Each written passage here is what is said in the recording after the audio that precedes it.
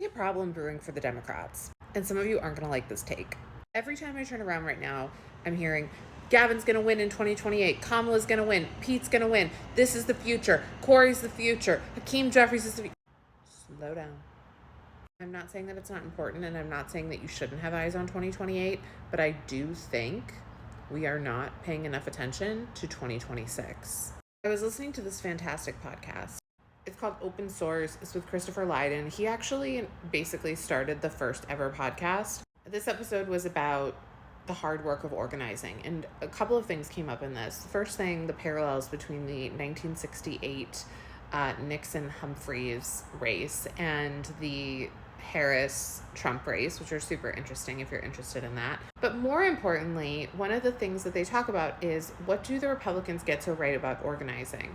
And I think we talk about that all the time, right? Like, they bring in young people, but another thing that they do that I think Democrats get wrong is they do focus on the small wins in ways that I think is very challenging to do because this is such an enormous country. But they really do lock into school boards. Then they, think about at the state level. Then they think about they are much better at doing that. And one of the things I think the Democrats are doing right now is they're just like, who's going to be the face of our party? We don't know what to do. Maybe we don't know yet. Maybe that's okay. Maybe instead we look at the small things right now. Small, they're not small, but look at the school board. Think about what the Republicans are doing right now. Because I will say this, and maybe this is because they think Donald Trump's just going to miraculously be able to have a third term. I don't see the Republicans freaking out about who's the future of their party. And I don't think that they think it's J.D. Vance. Don't tell him I said that. For example, this is Chris Jones. Chris, if you've been on my page for a while, you know I'm a huge Chris Jones fan. Chris Jones ran for the governor in Arkansas. He lost to Sarah Huckabee Sanders. I remember making content around Chris Jones running for governor of Arkansas a couple of years ago, and people were like, why do you care?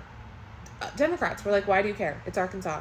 So that has no effect on you. And that's the tone that a lot of people take about states that are conservative or typically red. And I was like, well, because at the state level, women's reproductive rights have never been more important. So yeah, I would rather for people in Arkansas to have Chris Jones. But I just think he was a better candidate.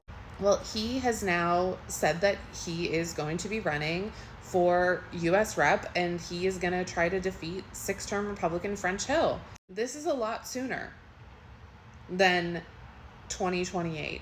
We can think about the future, but we also have to think about this.